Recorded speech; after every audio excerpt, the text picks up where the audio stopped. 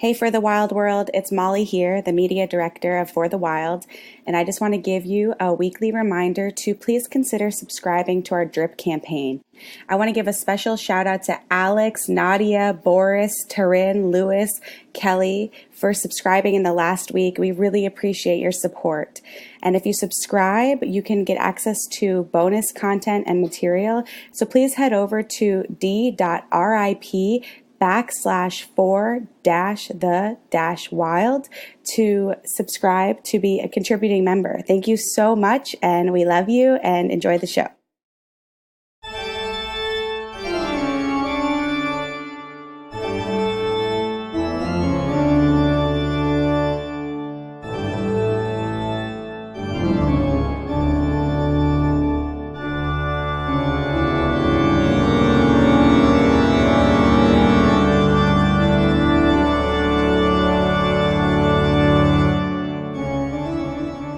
So we've got really good things here in the horizon for trying to save the earth one death at a time.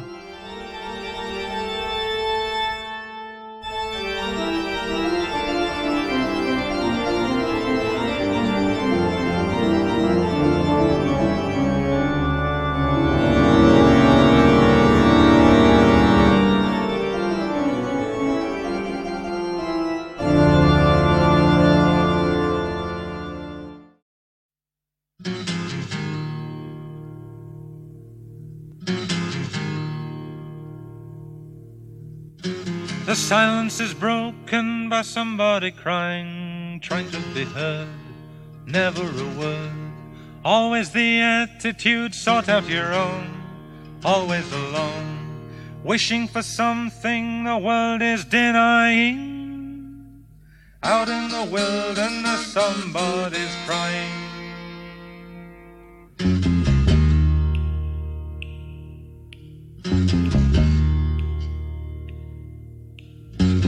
Somebody wishing for something to happen, wishing to tell, wishing to help. Someone was listening, someone who cared, never despaired. Someone to lean on and someone to trust, who needs your assistance and finds your disgust.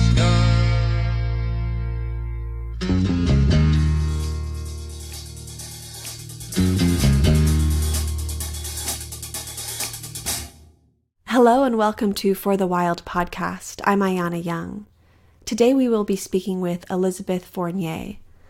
Elizabeth is the author of the Green Burial Guidebook, Everything You Need to Plan an Affordable, Environmentally Friendly Burial. She is owner and operator of Cornerstone Funeral Services outside of Portland, Oregon. She serves on the advisory board for the Green Burial Council, which sets the standard for green burial in North America. She lives on a farm with her husband, daughter, and many goats. Well, welcome to For the Wild, Elizabeth, and thank you so much for seeing the beauty in death and bringing that to people everywhere. And thank you for seeing the beauty in it. I loved how you introduced me and the concept of wanting to really talk about this and take a deeper dive into what it is like to have a green afterlife. Well, before we delve into green burial, I'd like to share with the listeners a little more information on the environmental impacts of conventional burials. For example, in the United States, conventional burials annually use 30 million board feet of hardwoods, 2,700 tons of copper and bronze, and 1,636,000 tons of reinforced concrete. The amount of casket wood being used is equivalent to 4 million acres of forest, which, if left in trees, could actually sequester 65 million tons of CO2 a year.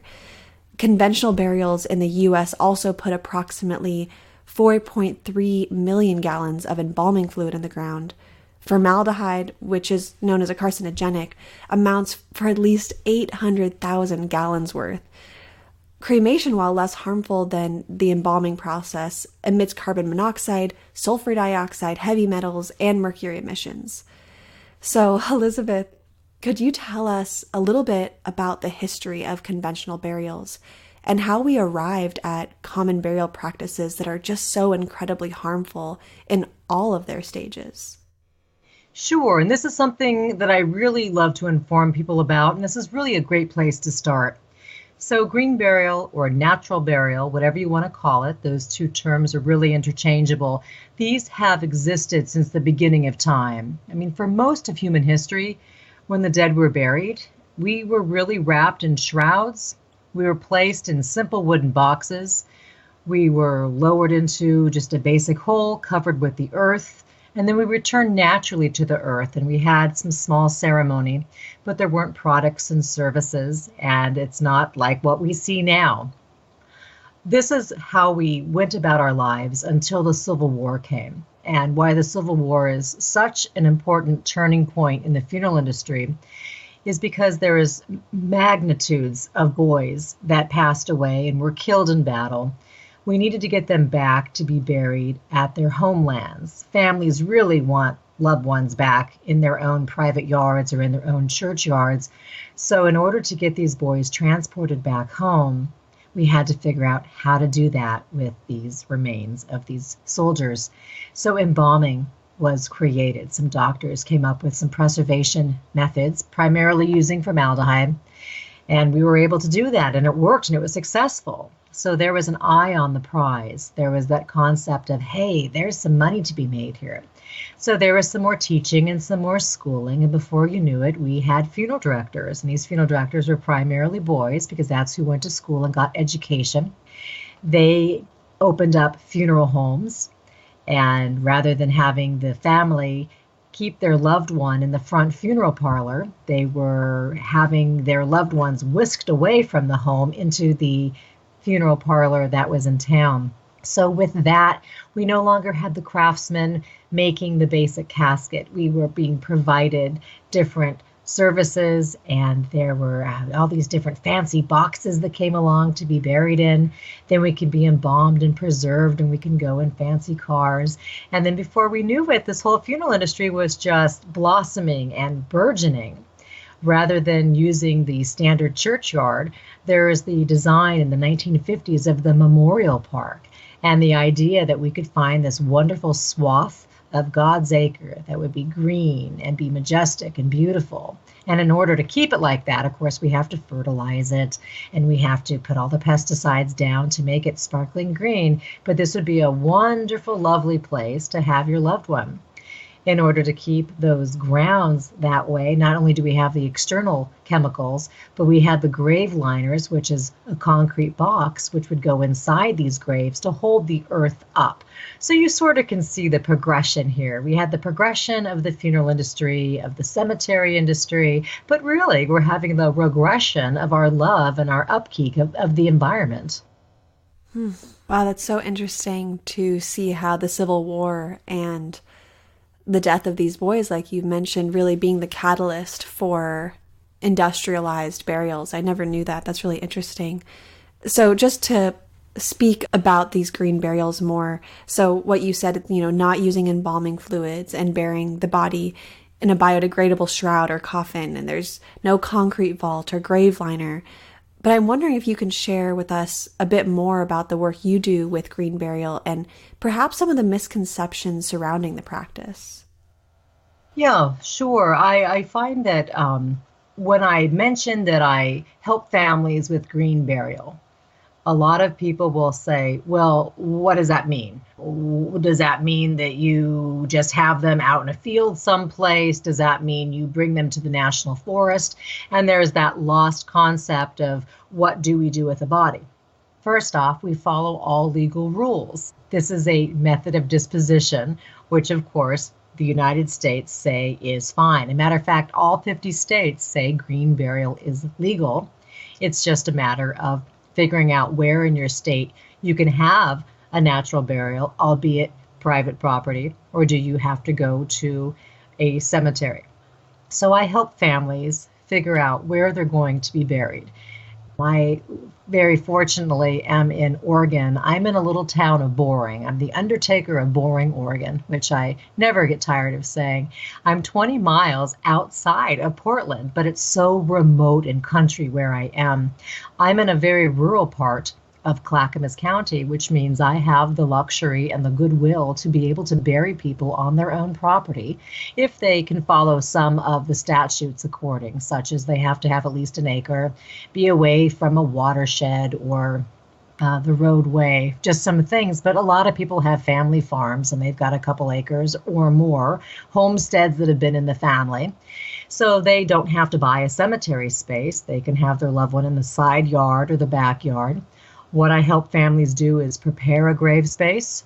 I have them decide if they want to have a simple pine box made, if they want to use the sheet off the bed, if they need help learning how to use a shroud, and then do they want to keep their loved one at home? Something else kind of fantastic is there are 40 states in America that say, yep, you can act as your own funeral home. You don't have to use a funeral parlor. And again, Oregon is one of those states. So I have families who decide that they want to be their own funeral director. They want to get the death certificate signed. They want to provide the disposition and oversee the whole entire process for their loved one, which includes having family or friends come in and bathe their loved one or dress them, or any way they want to do it. No green burial is ever alike. No home funeral is ever alike. They're all just special and meaningful and wonderful. And I am so fortunate to be able to work my passion and to really be there and observe and receive this magical gift of these days of how these families are honoring their loved ones who've passed away. Beautiful. Thank you. So I'm thinking about the people who get buried at their homes or, like you were saying, and on their private property, but honestly, anywhere. The CDC reports that in the U.S., we carry 219 toxic chemicals, pesticides, fungicides, flame retardants, heavy metals, and preservatives in our bodies throughout our lives. So I'm curious about the implications of green burial in terms of bodily decomposition. So can you speak to the possible implications of these chemicals and metals entering the ground through our bodies after death? And are undertakers in the field of green burial looking to how to neutralize these toxins? You know, how can, say, microremediation or a fungi be utilized? If we have a body which is embalmed, that's 3 pounds of that toxic formalin going into the body. Some say formalin, some say formalin. I've heard two pronunciations, but that's ultimately the main chemical in the formaldehyde, which is the embalming fluid which preserves the body. So to embalm somebody, we have the blood, the liquid, the fecal matter. Basically everything inside the body naturally is removed. The embalming fluid is going in, and not only is that about 3 pounds of embalming fluid and formaldehyde we now have in a human body, but all of that other matter that was organic is now going to be down the drain.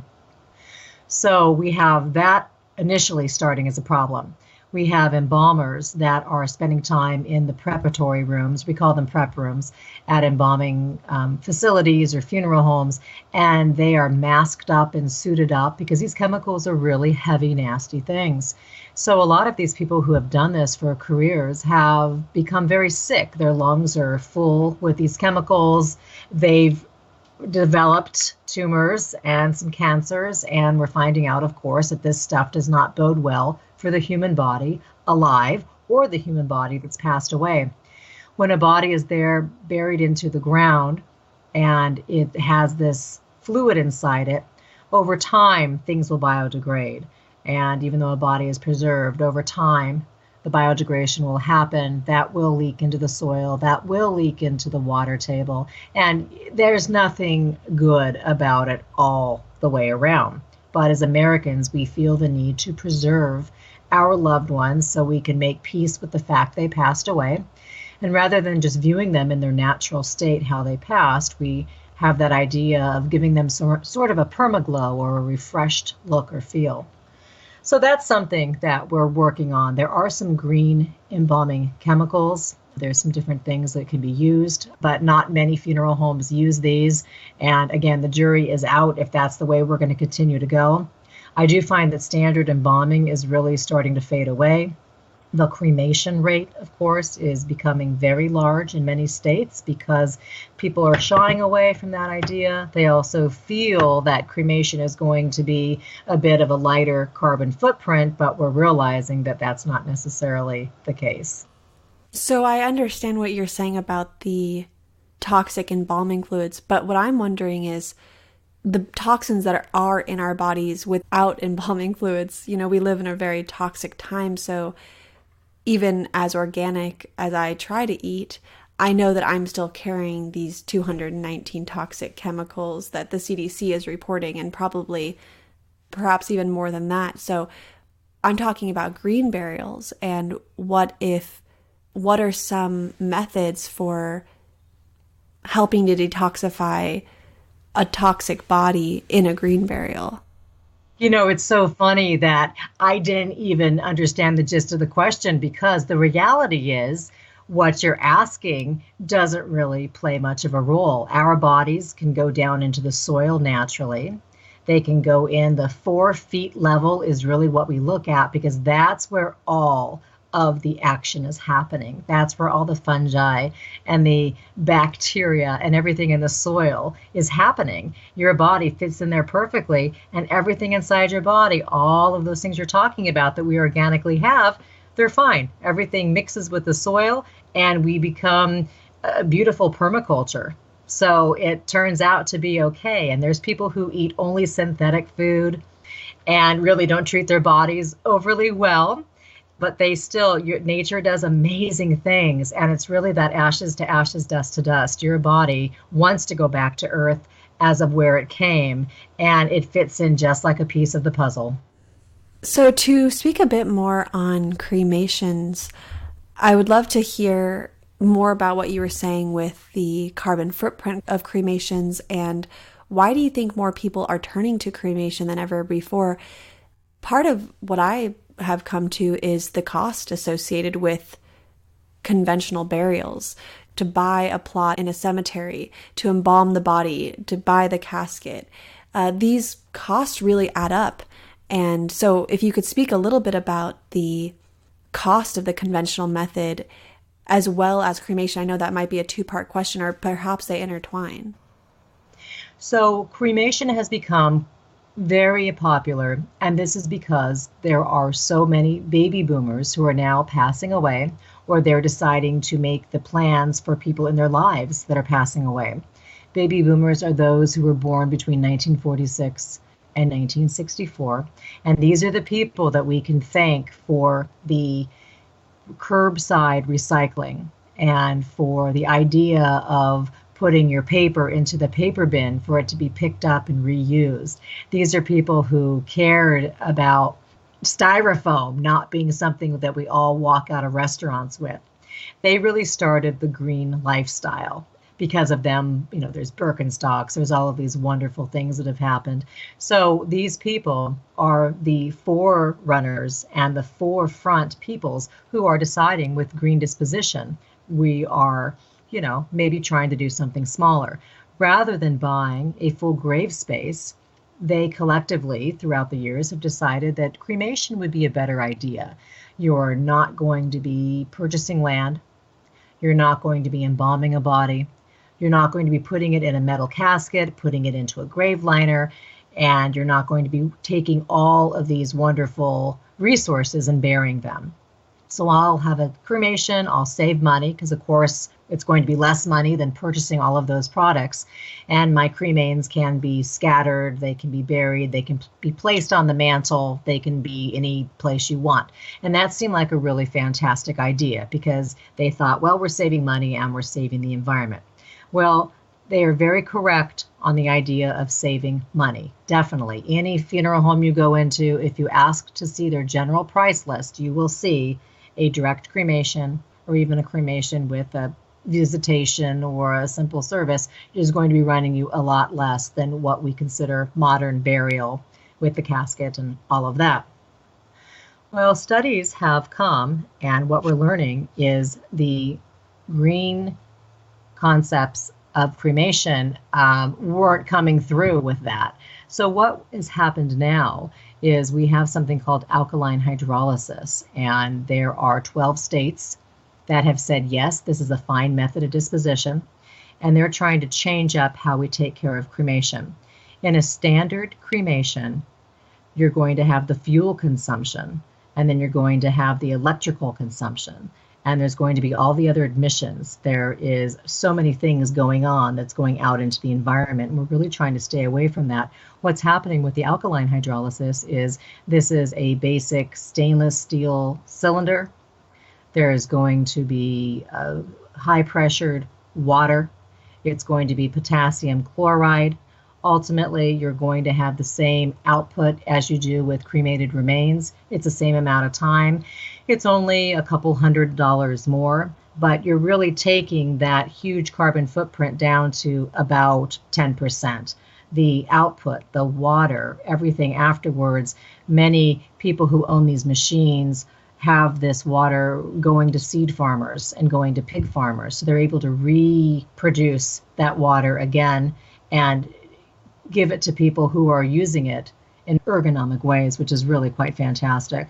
So we're coming a little bit full circle even in our thoughts with cremation. Yep, it's going to be less money. Yep, you're not going to have valuable land space. But now rather than have all of the butane and the gas go into heating that machine up to 1800 degrees and having all of the mercury from your teeth go out into the environment and have all that go through the ozone and come down to the land and have the little chickens eat it, and then that possible pacemaker or defibrillator, which gets missed by the funeral director and goes to the hot flame of the retort and ends up having all of that just terrible radiation going out into the universe. We're really minimizing that. So we've got really good things here in the horizon for trying to save the earth one death at a time.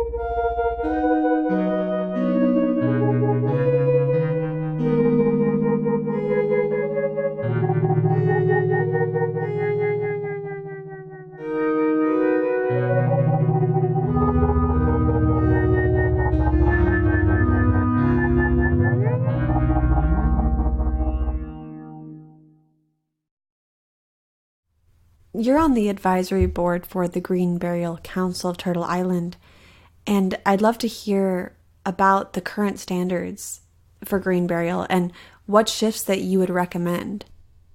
Sure. So the Green Burial Council is an organization that came to be with some people who had been in the funeral industry, the conservation industry, the energy industry, the environmental industry, and just realized that we need to have some sort of regulations or some sort of standards so people not only understand what green burial is, so there are some rules, some regulation, and ultimately just some information. I mean, information is really the biggest thing when it comes to all of this.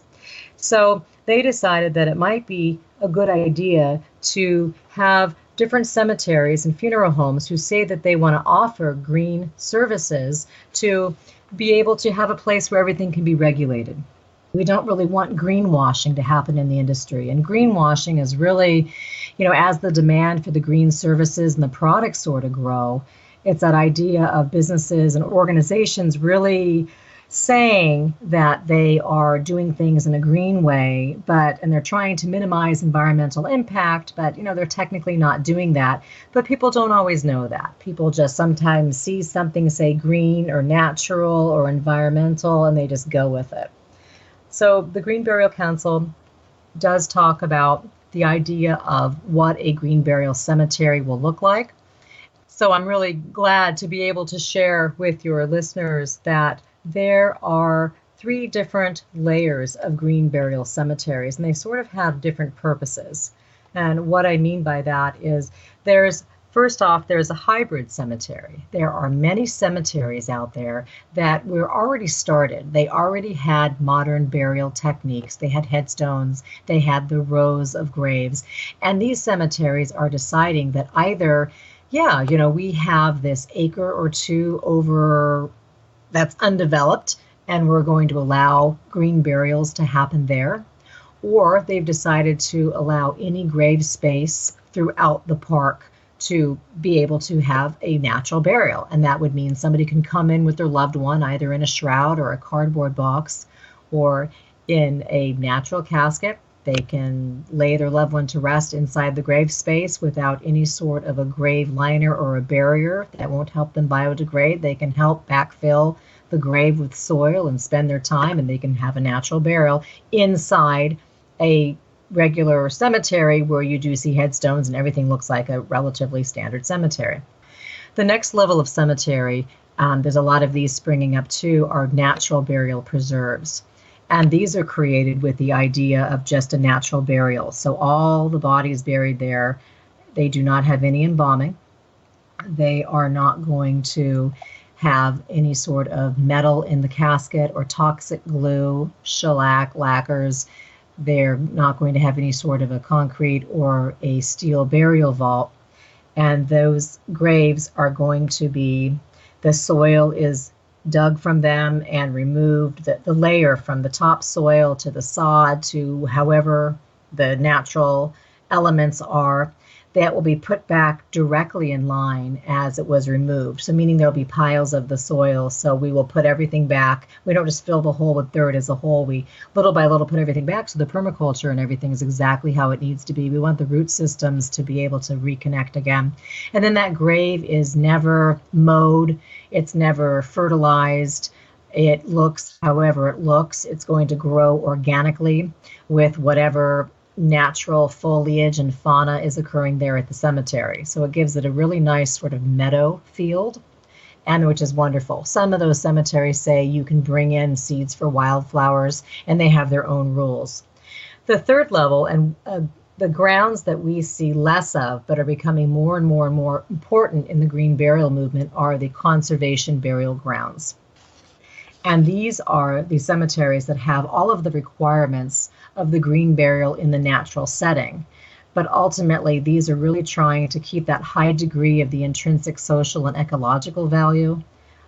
We're really trying to make sure that the land is being conserved. The money that's coming in to buy these grave spaces, either the money is specifically going to regulate and be an endowment fund for this land, or at least half of the money is going back to buy more land for more graves. So ultimately, we're getting into that idea of green burial land where more acres are coming, and rather than God's small acre of a cemetery, we will have areas and maybe even a green burial forest. And the idea of this is a wonderful landscape right here to bring your loved one back to earth, to come full circle how it was definitely meant to be. And we're just trying to work with the ecosystems as best as we possibly can.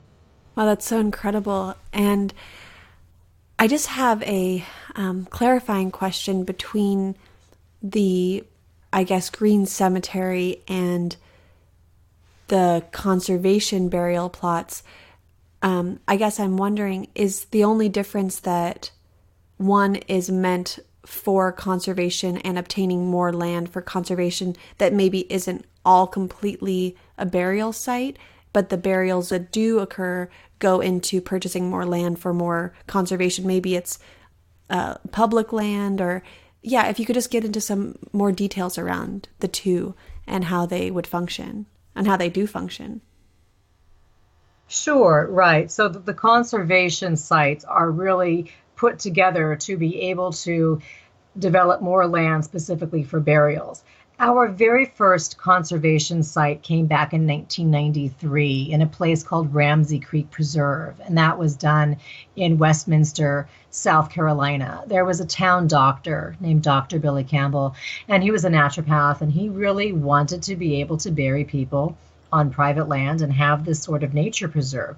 The state, the city, they all thought he was pretty cuckoo, and they weren't really up for the idea. But the only thing that allowed him to move forward was he was the town doctor, and he was very revered and very respected. So he was able to move aside and do this. He had 33 acres that he chose.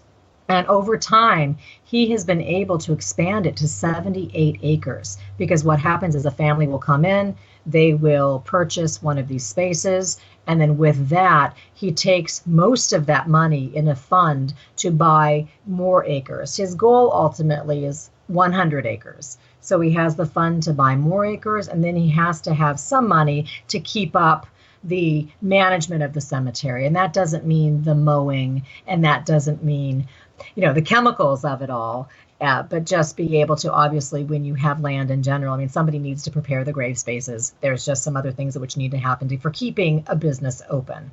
So, and most of these wonderful preserves like this have waterfalls, and they have native vegetation and footpaths, and they're lovely. Now, as far as natural burial grounds, they ultimately are doing most of this. However, they don't have that designation that all monies that come in need to be put towards buying new spaces. They can stay at their same acreage. They can be doing what they're doing, and they can just be a preserve which is set aside for burying people. So does that answer your question? Yes, absolutely. And I would love to hear about more of these both green cemeteries and these conservation plots. You'd mentioned the one in South Carolina, but are there any others that you could share with the audience so that they can start looking into them? Maybe ones that you really resonate with, ones that you're really liking their model. Yeah, I'm sure. There are a few in California that I'm really, really, really enjoying, just because that's a state close to me. Now, there are the ones in California are just natural burial. The ones I'm thinking about. There is one that is called Forever Fernwood, and this is right above San Francisco.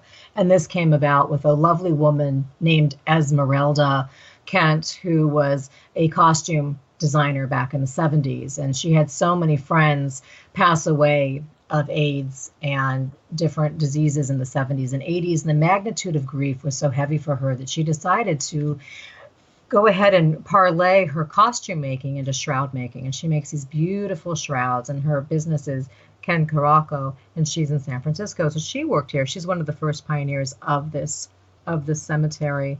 And it was just neat to see this grow just above San Francisco.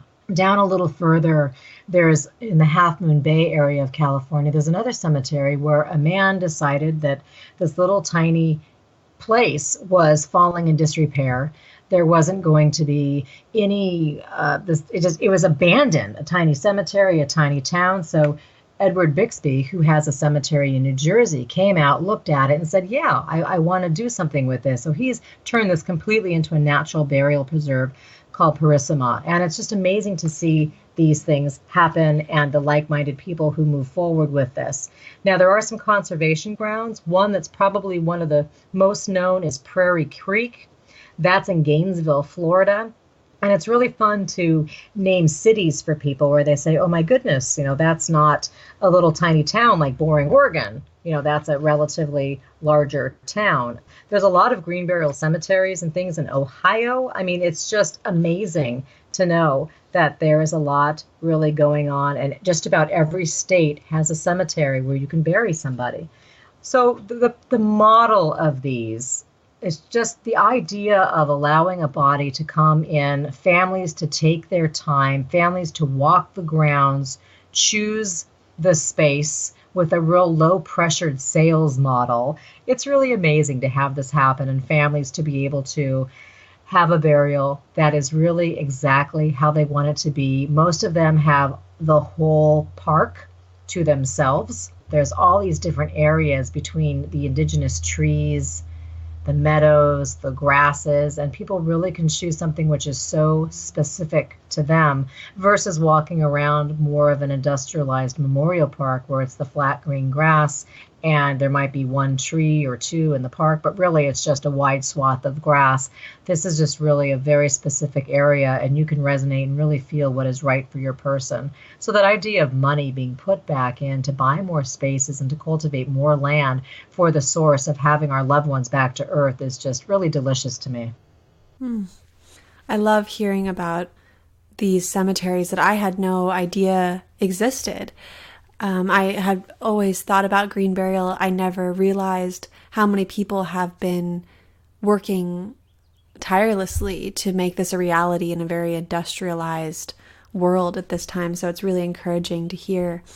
And I have a question around cremation and green burial. So I feel like a lot of what we've been talking about in these green cemeteries is these natural burials.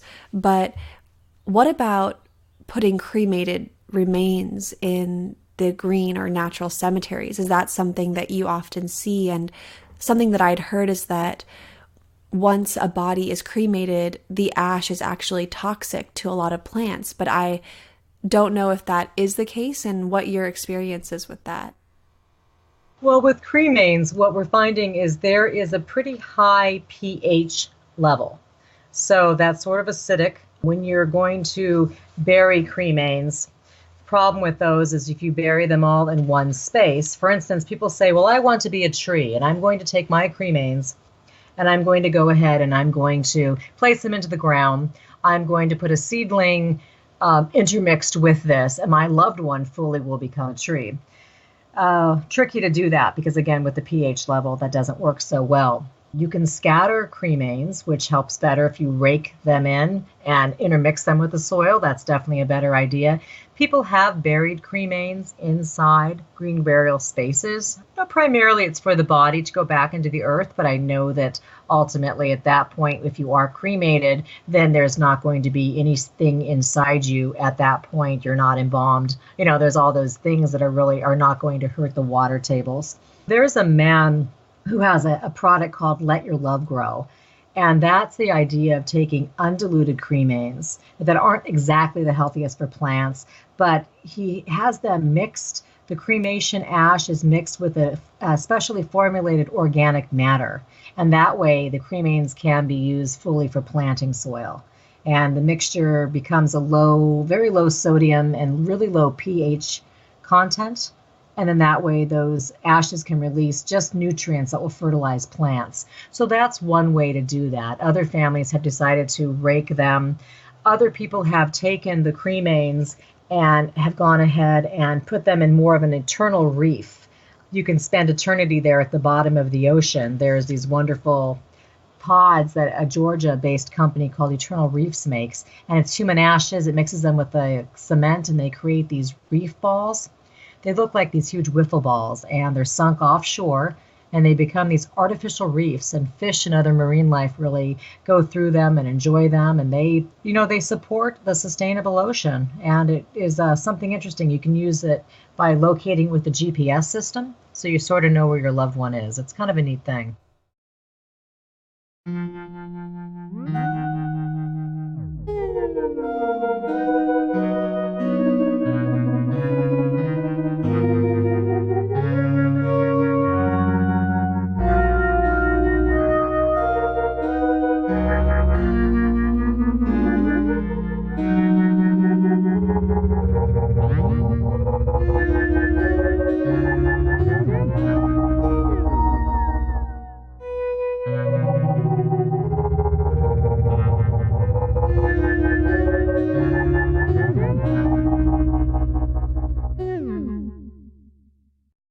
Wow, it's so interesting hearing about all these different ways of being in relationship with death of loved ones. And that kind of brings up thoughts around my next question, where I feel like more and more people are waking up to the reality of how separate we are from death. Although in a lot of ways we live in this death culture of the mass extinction and industrialization is killing so much, but yet we're so disconnected from our loved ones when they die. Like you were saying earlier in the conversation, that the bodies are taken away from us. We're not in relationship with the process of burying our loved ones and so on and so forth. So this is a question around your experience with working with people. And let's say somebody who is really interested in these green burials, but are living in a family who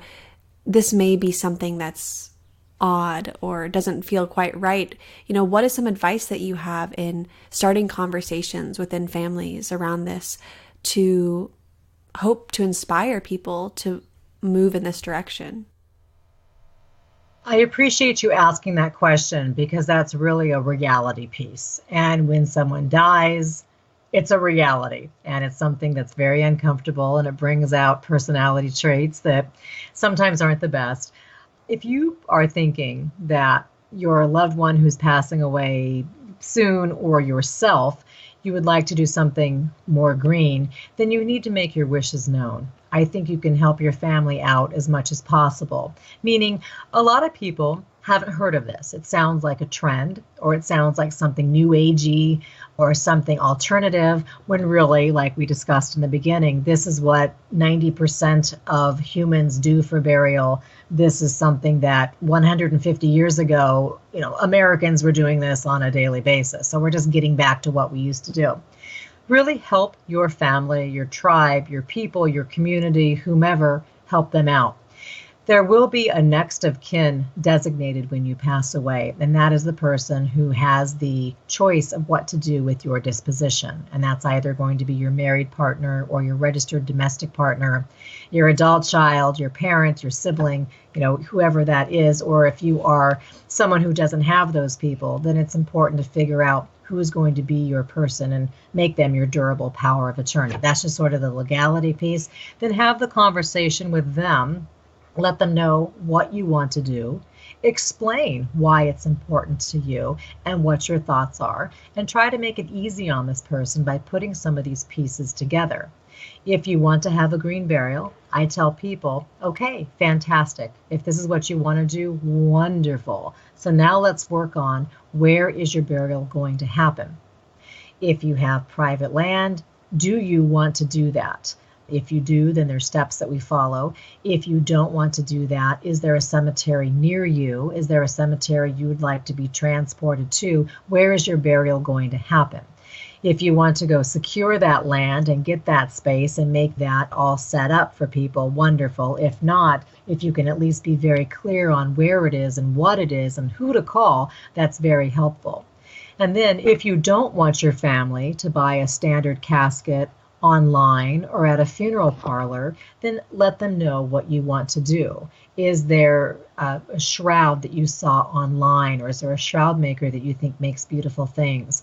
Would you like to be wrapped up in grandmama's quilt that you keep in a special drawer or on your bed? Did you want to have your neighbor make you a pine box? Would you like to buy a cardboard box and have people start painting on it with non-toxic glue and get this ready? So you probably can see where I'm going. Put some of these pieces in place, because when someone dies in the United States, typically what happens is hospice, the nursing home, the funeral home, within a very short period of time say, okay, what mortuary are you using? Who's coming to get the body? And then they're whisked off to a funeral home. Sometimes when it comes your turn to make your funeral arrangements and you show up at the funeral home, they hand you a general price list. They have everything itemized as far as the goods and services and say, this is what we offer, pick what you want. And sometimes it's hard to advocate and say, well, I had a conversation with my brother Bob, and this is kind of what he wanted to do. And, they might say, well, that's not really how we do things here. Or, all of those things happen. So it's important to know that we have family rights. Our dead are our property. They're our person. We can advocate for them.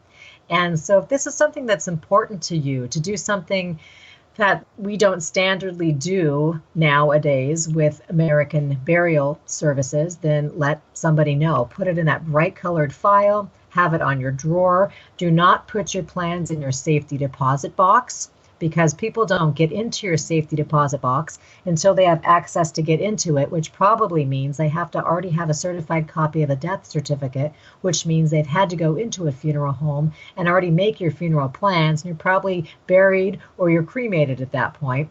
And that doesn't do any good to your wishes. So let your wishes be known. Don't make them too ostentatious. Make it affordable. Maybe even put money aside for the family.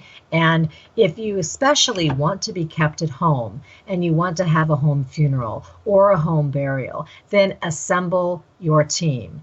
Hillary Clinton always said it takes a village when it comes to raising a child. Well, let me tell you, it takes a village when it comes to taking care of somebody who passed away. Somebody needs to either bathe the person or transport the person or get a doctor to sign a death certificate. And one person doing that is tricky. You loved that person, they passed away, you're probably tired, you probably haven't slept great. So assembling a couple people who can really step up into action and do things is so important. So get your team assembled and really make those plans, put it on paper, and communicate. That's really such a wonderful gift that we have that's free. Just talking, sharing, loving. That is such good information that you shared. I really personally didn't understand all the intricacies of what happens, and I was always wondering about the legalities of once somebody dies, what is the process you have to go through to make it legal to be able to bury somebody at home or not in a industrialized cemetery. And so you had mentioned the death certificate, and I guess this is maybe a really odd question, but if somebody, say, dies at home, not in a hospital setting, what would you do in that case to make it legally known that that person has passed, and then burying them at home? Do you have to go through professionals? Yeah, what would be the protocol? Okay, so the steps involved is if you happen to pass away in your house, either you are under hospice care, which means you have a medical team which has medical history on you that's watching you medically. So we have somebody right away who can sign a death certificate. That team either is going to have a nurse, they're going to have a provider, being a doctor or a medical director, who says, yes, fine, I'll sign the death certificate. So that's relatively easy. Hospice then at that point takes over. They call the funeral home you chose, or they can turn the care over to the family, and the family can go from there. What that means, go from there, would be if you are in one of the 40 states where you can take care of your loved one, then you call either your local mortuary board or your local vital records, and from there you can get a live death certificate, which means a certificate which now you can write in black ink, fill in all the vital records on there. It asks questions such as the person's name, where they were born, their parents' full names, just some basic vital information about them. You go get a provider, someone to sign it, and then it can go on to the county where the person passed away, and you've done your legal paperwork to go ahead and keep somebody at home. Some families just decide that they want to act as a funeral director, where they want to do the care. They want to keep their loved one at home for a couple days. They want to provide some sort of cooling. They want to get the paperwork, the transportation, but then they're going to turn their loved one over to the funeral home, because you legally cannot embalm or cremate your loved one. You still have to purchase that professional service. So it really depends on what you're planning on doing. Not everybody also is comfortable driving their loved one to a cemetery or has a vehicle, can do that. Some families don't want to bury their loved one on their own property. So every service is completely different. Now, let's say you passed away in your own home and you don't have hospice. Either somebody, you wake up and that person in your house, is no longer alive, just they died in their sleep or they had an accident. I think some people just naturally call 911. There's that idea of, it's so shocking that somebody is on the floor or somebody is not waking up, and we call medical assistance because we want a first responder to come. So if you know somebody psychologically is not alive, but you make that phone call, well, no one faults you for that. That's just a human response. You want to help the person you love. A lot of families, if they intrinsically know that, yes, this person is not alive, they might call the non-emergency line to the police and say, I'm reporting a death. In this case, a deputy, most likely from a county, will come out to the house. They take a look around, just get a report. A medical examiner or coroner, depending on what state you live in, normally are notified. They don't always come out and take the body away. They don't always perform an autopsy. It really depends state to state, county to county, depends on your situation. Are you being seen by a regular doctor? Are there medication bottles around the house that show, yes, you had high blood pressure, yes, and is there a doctor that says, yeah, I was seeing this person for this? Sometimes people don't go to the doctor at all. They haven't been seen by any provider for many, many years, and that's more where the medical examiner will get involved. Either if something looks accidental, there's some sort of suicide, some sort of foul play, or if somebody there's no clue that why somebody passed away, that's more where they get involved and do more of an exam. So that might have been a little bit more of an elaborate answer, but I'm always happy to inform people because all we know is really either what we lived firsthand or what we saw on TV. And I can't tell you the amount of times people have asked me about when is the Inquisition going to happen? And they talk about the scene of the crime and they want to know if they can go back in and all these things that we've learned from all of these television shows, that most deaths are very simple, they're very quiet, and it's just a matter of the loved ones trying to figure out what their new normal looks like, that this person they loved is no longer in their life. I so appreciate you taking the time to get really detailed with that response. I think a lot of the listeners will be also really grateful to have that knowledge, because I think what you've been saying, when a loved one dies, the overwhelm, the grief sets in, and then of course all the logistics also set in. And so to have an idea of what it actually entails before the death occurs, I think is so helpful. And I think back to this interview we had with Stephen Jenkinson with his book Die Wise, and how the way in which people die is really important. And it's so overlooked in this dominant culture. And it's really something that is a detriment to all of us to not have a stronger relationship with death for ourselves, for our loved ones, our family members. So communication and really talking and thinking about these things before it occurs, I just feel like is such an important thing, important education for all of us to spend time learning about. So thank you. And I really encourage the audience to seek out a copy of your book, The Green Burial Guidebook. And I'd love to open up the conversation and ask if there's anything we didn't cover in our conversation that you would like to highlight, either from that book or from your personal experience.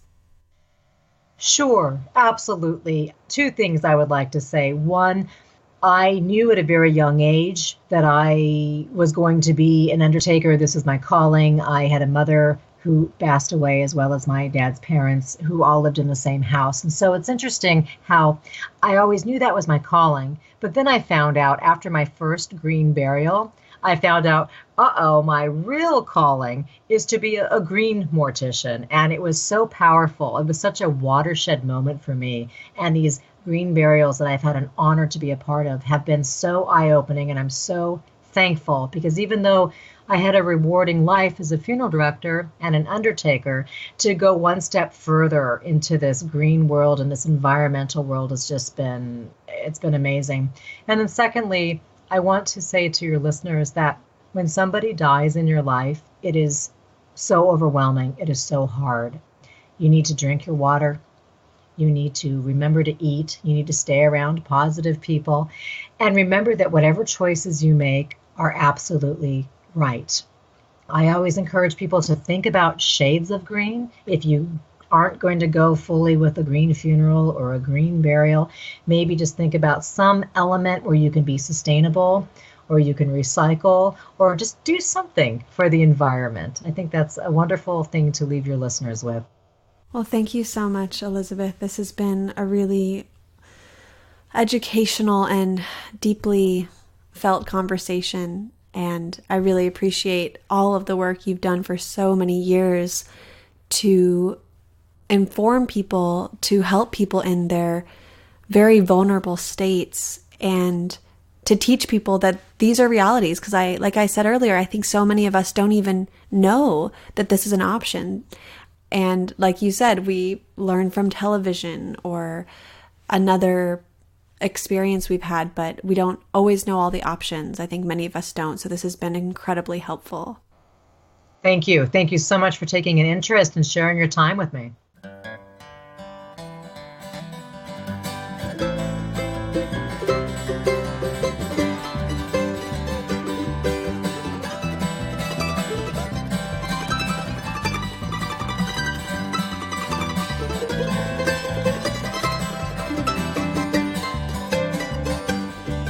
It's high on a mountain, the warm winds are blowing. Thank you for listening to For the Wild podcast. I'm Ayana Young. The music you heard today was by Anne LaPlantine and Kevin MacLeod. Our theme music is Silence Returns by Bo and Like a River from Kate Wolf. I'd like to thank our incredible production team, our producer and editor, Andrew Storrs, our research director and collaborator, Madison Mogulski and Francesca Glassbell, our media director, Molly Lebove, and our music coordinator, Carter Lou McElroy. Well, thank you so much for tuning in, and please rate us on iTunes if you haven't already. Also, go to drip.rip/for-the-wild, and stay tuned for next week. All right, thanks, and see you later. Sounds of people talking, and words of blue and gray, smells of doors and windows closed against the day, sweet smell of the pines, tall western cedar, drifting on the wind through the mountains like a river.